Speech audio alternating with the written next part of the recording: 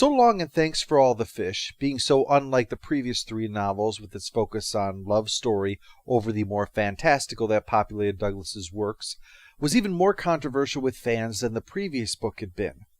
And this time it seemed Douglas really would be staying away from this universe now. He took the opportunity to travel the world and see all manner of strange creatures that didn't require a hyperdrive to reach, just a backpack and a willingness to risk life and limb in the pursuit of these sights. Douglas chronicled all of this in his book Last Chance to See, which had cost £150,000 of his personal money, and to add to the problem, straightening out various rights issues related to the film and the television show and all that lawyer-exciting rubbish cost Douglas another £200,000 of his own money. It wasn't as if Douglas was in danger of living on the street now, but it was depressing that he put so much of himself into Last Chance to See, and there was little interest, because it wasn't more Hitchhikers, a series which had actually cost him even more than that book had. He had left the series behind, he said. It was something that he just had to do. But in the early 90s, he signed a contract with Heinemann for 2 books. It was a loose deadline this time, and there was no pressure that it had to be about any one thing, though there was a suggestion to expand on Douglas' work with Starship Titanic. But eventually they did need to know what the books were at least going to be about, so finally Douglas broke down and said he was giving everyone what they were demanding. They had accepted Dirk Gently as a fine holdover for the moment, and scratched their heads over Last Chance to See, but what his audience really wanted was Hitchhikers, and he was going to give it to them. In the rush, Douglas was getting married, he went with the title mostly Harmless, despite it being so obvious that it was even the name of the Douglas Fan Club newsletter. However, Douglas managed to push even loose deadlines, so much so that he was still in the outline phase when Heinemann was bought out by Random House and Douglas' second book was sold to Pan. Pan was thus very invested in getting the Hitchhiker book out of Douglas, and thus he was pressured into it once again to get the job done, although beginning with a more optimistic mindset that he had in the past. At least this time there would have been this gap that allowed him a bit of a reprieve. He'd had time to come up with some ideas to explore here, such as those from his journey for Last Chance to See. You can clearly see its impression here and there throughout the text. Perhaps most obvious is Ford Prefect trying to buy London Zoo to return all of the animals to their natural habitat, but also in the way that Douglas expands upon natural beauty in a way that he hadn't previously, although admittedly our heroes were too often running for their lives to really appreciate the view. The book opens by laying out some basic tautological facts about the nature of things happening, but then finishes up with the surprising announcement that these things don't necessarily happen in chronological order. This is fitting because, as I mentioned in Life, the Universe, and Everything, Douglas was going to use this book to further explore the idea of time travel. He begins first with the idea of ships dealing with the light speed barrier and finding ways to fight wars despite the obstacle that it presents, which becomes moot once hyperspace is discovered as a means of getting around the entire problem, although this meant the ships would show up and fight wars that were no longer needed, and did so purely because they'd come a long way and spent a long time. It was really just easier to fight, even though there was no point to it. These ships showing up to wage inexplicable war, as well as all the ones used for time travel to arrive early to try to fight the war before the reason for it had even happened, caused a great deal of trouble, as you can imagine it would be if people were attacking you for literally no reason whatsoever. One ship that was caught in the midst of all of this was a reconnaissance craft, where everyone was in suspended animation and things were monitored by computers. This allowed Douglas a chance to play around with the perspective of computers, something he said was worth exploring because of the anthropic nature of humans and the aliens that were written to be like humans. In this case, though, the computer also seems human, or at least the way the programs behave anyway seems like a human would. Someone with a job to do they don't particularly understand, but they know when it's going wrong. That job begins with the simple recognition that a psi after a click has been missing and that the ship needs the psi for one reason or another. The computer has no idea why, because all of its lookup tables are missing. Eventually, it clearly deduces that the central memory module was down. They would need to install the backup one. Only the reason it was gone was because the ship had been hit by a meteor that removed it, along with leaving a large hole that the computer couldn't detect because the part that detects holes in the ship had been removed by said hole. This wasn't deduced until robots dropped the backup module out the same hole, leaving the computer with no memory what to do, which is a bad thing. This is made even worse because the crew had all their memories removed and placed in the module, so they have no idea either when they wake up. Only the garbled bit of message about monitoring something. While this all deviates from the malicious view Douglas would sometimes share about computers, it's still right in keeping with the way the computers on that ship that was waiting for the lemon-soaked paper napkins, insisting on waiting for eons because they won't leave without them. There's this lack of ability to adapt to changing situation, and only an adherence to protocol, what little there is of it. This will be related to what comes later on. Another thing that Douglas introduced into the series previously was the idea of parallel universes. In fact, there was a deleted bit on Prehistoric Earth where Ford had mentioned the idea to Arthur, that there was a world identical to this one except that one tree had a single extra leaf. And while Arthur thought it wouldn't matter, Ford said it would. There would be something you'd know was wrong but could never figure out what it was, and it would finally drive you mad. Although since Arthur and Ford both chose to go mad anyway, perhaps they were on such a world anyway. This was, of course, used to explain how the Earth was replaced in the previous novel, but it's here that Douglas really utilizes it. For a start, by bringing back Trillian, only it's one of the Trillians from another reality, Tricia McMillan, one who had gone back for her bag and thus missed the trip with Zaphod that changed her life.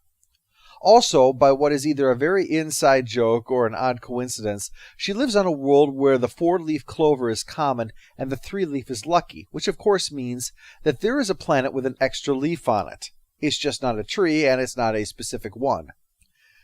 This Tricia has gone on to become a journalist, but she used her knowledge of math and astronomy to help her out with a new planet, Persephone, but nicknamed Rupert after someone's parrot.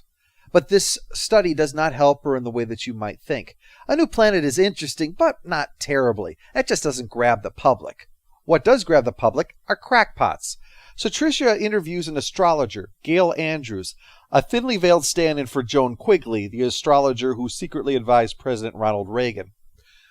Tricia logically points out that the existence of a new planet means astrology was doing all its hocus-pocus without all the facts, especially important because there were suggestions, thanks to Andrews, that President Hudson, the Reagan stand-in, bombed Damascus. This point is brought up several times for a reason I think means more than just what it seems on the surface. Speaking of which, Andrews wants this meeting. Not because she's unhappy, but because she got the sense that something about space itself was what was upsetting Tricia. Andrews isn't upset, though. Her whole point is that astrology is not a science.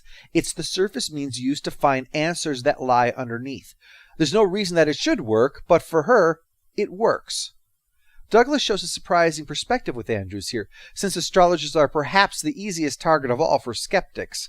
But this is relevant in two ways. First, Douglas shows that simply because someone accepts something that he does not agree with doesn't mean that he must paint them as a negative person. It's so easy to make a character someone to be hated and then to give them opinions that you hate. Many people tend to behave this way, whether it's writing or even just talking. This person disagrees. They must have some character flaw to explain why they accept something so awful or stupid. Of course, Hitchhikers has always been a place where the universe is strange, and Douglas is happy to make the strange people correct, such as Wonko the Sane and the angels that really actually do exist, or the rain god, for another example. But here, not only is there an astrologer, but Tricia's gardener believes in extraterrestrial visitors, and that they ruin the lawn. They do, and they did, as well as other things like Elvis really being alive. The other reason for this, though, will crop up much later, and I think it's vital, this idea of how astrology functions. In my opinion, this is perhaps the most subtly brilliant thing that Douglas has ever written.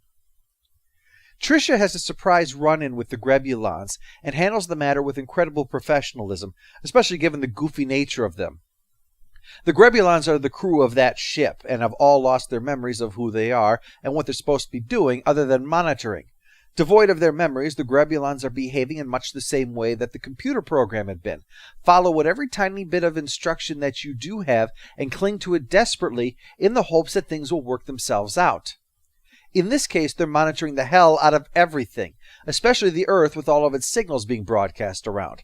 That's how they saw the interview between Tricia and Gail Andrews and thought, this astrology stuff could solve all our problems. Elsewhere, Ford has his own plot, breaking into the offices of the Hitchhiker's Guide to the Galaxy. No need to be surprised, that's his normal method of entry. Little does he realize, though, that the guide was bought out by Infinitum Enterprises, which has plans to make the guide the worst thing possible for Ford: respectable. Ford is to be the new restaurant critic, which might seem an odd thing for a guide for hitchhikers, but that's why they'll be marketing it to an upscale clientele instead, rather than poor, filthy hitchhikers.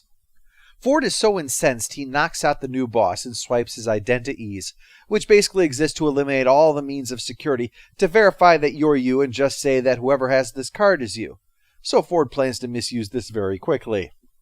He enters the computer in a sort of virtual reality interface and doesn't do the obvious kinds of things to dick with Infinitum, like transfer the company into his name, because those kinds of things bring fraud investors. We later learn what he does accomplish is to give his expenses automatic approval with anything that he uses the dining club card for, so long as he writes an article about it. So Ford plans to misuse the hell out of this thing in order to destroy Infinitum. This may or may not have been a bit of commentary by Douglas on Hitchhikers itself, because Ford thinks about the start of it all, and the dreams and all of that were into it when they were small time and starting out. But now it's gone all corporate. Douglas may have been lamenting that the phenomenon that he started back then had become this big thing now beyond his control, with businessmen and lawyers constantly involving him in things related to it. Arthur, in the meantime, and incredibly, Arthur and Ford don't enter the book until we're about 20% into it. Well, poor Arthur has lost Fenchurch. This is commonly misreported as an accident with the infinite improbability drive, when it is quite clearly stated that the accident happened in hyperspace. The ship was a commercial vessel, and we've seen neither hide nor hair of Zaphod or Trillian, the one we know anyway, since the third book. Anyway, this is a quick and neat excising of Fenchurch from the story, and since the last book was the story of Arthur falling in love with her, it basically renders that one moot. It's practically a soft reboot, in fact. Basically, Douglas had written himself into a corner, which is unsurprising given the way the last two books were handled. The reason Hitchhikers is jokingly referred to as a trilogy, despite the number of books in it, is because the first three books all flow from one into the next. The first deliberately sets up the second novel, and the second novel ends in such a way implying that there really should be a third, since being marooned with a bunch of useless idiots isn't really a happy ending, so it naturally sets up the escape for the final book. But 3 ended with Arthur seemingly settling into a new life all alone and quite happy there. There was no setup for a 4th book there, and the 4th book certainly didn't set up for the possibility of a 5th book. Hence, Douglas having put a situation together for the 4th book that allowed no other way forward than rendering the entirety of it pointless by the 5th book. So Arthur has been trying to restore the life he lost again by traveling through hyperspace to Earth again and again, which basically takes him only to a world which sucks. So ironically, Arthur heads off to get guidance from the planet of oracles and seers. I say ironically because Arthur is there to try to figure out what to do with his life. This from a man who knows the answer to the ultimate question, and is in this predicament because the means to find the question to the ultimate answer was destroyed. After a few false starts, he discovers the genuine article in a man who keeps going on about beach houses.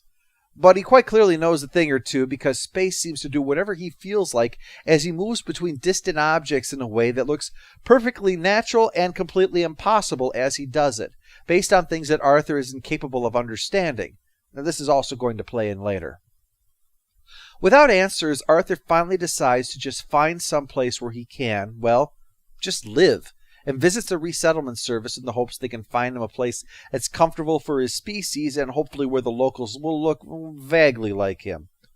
But while they look like him, they lack the human qualities that Arthur needs to thrive, and he finally just gives up and uses his DNA to become a professional traveler in the hopes that perhaps the same accident will happen again.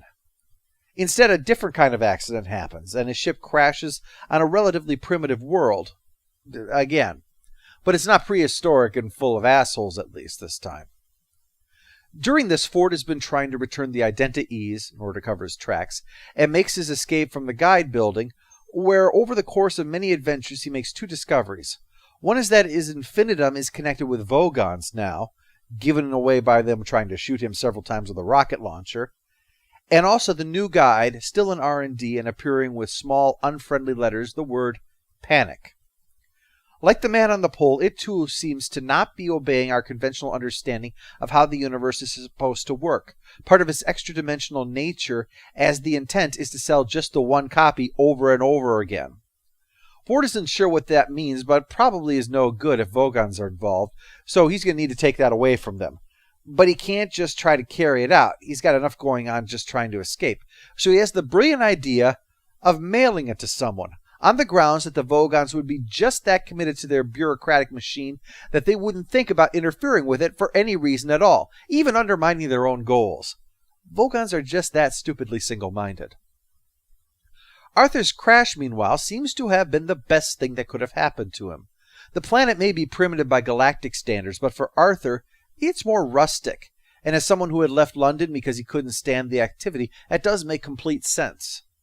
And he had become revered for the one skill that he had that none of them did. He knew how to make a sandwich. It had become a complex affair, but the result was something that everyone adored, and they believed, thanks to the village wise men, that he was sent by Almighty Bob for this exact purpose. Of course, it couldn't last. Like Tricia, Trillian has become a journalist now, traveling forward and backward in time to cover events. And like Tricia, thought about having a child, even if it involved going to a DNA bank. Like many yuppies, which Tricia seems to have become, children are something to have in much the same way that having the right handbag is necessary. Only once you've got it, you don't know what to actually do with it.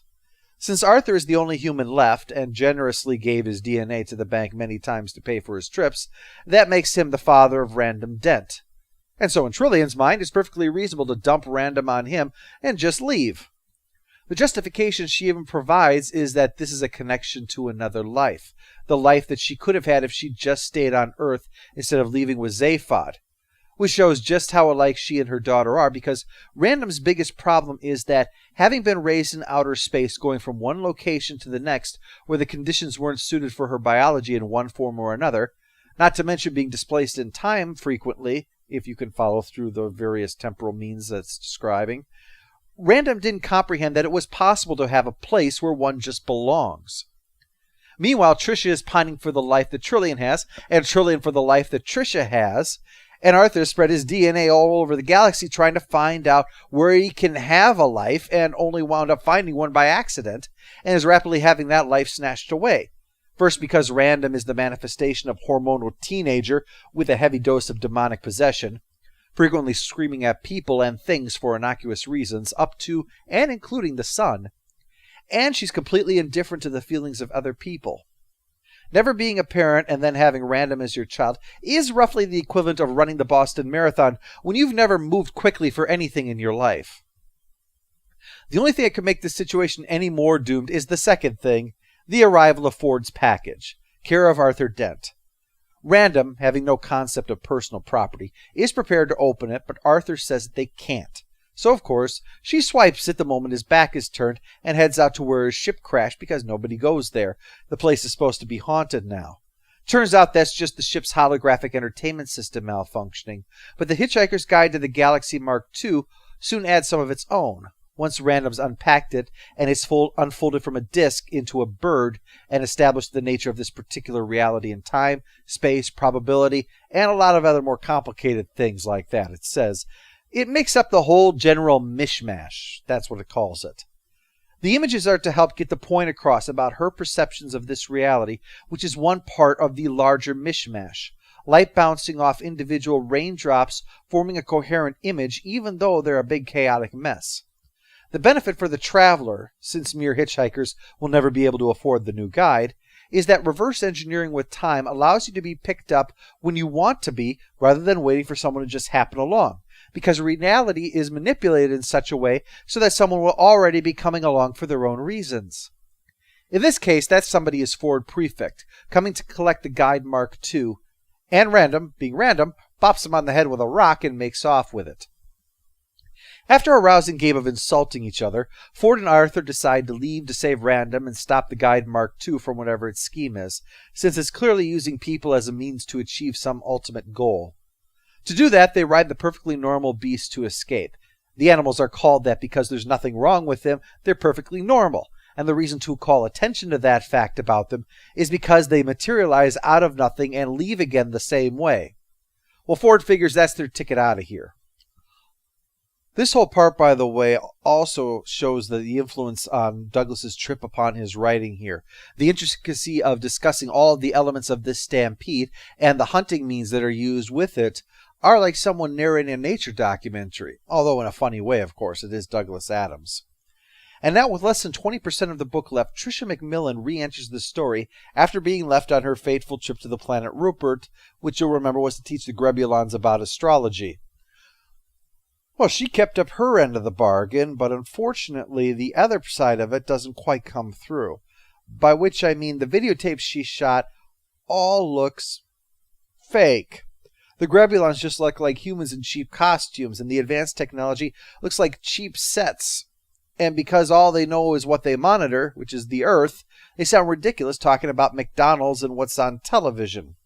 She had the story of a lifetime and couldn't do anything with it because no one would believe the stuff that looks so fake is actually real. And then to top it off, it's all moot because an alien ship lands anyway.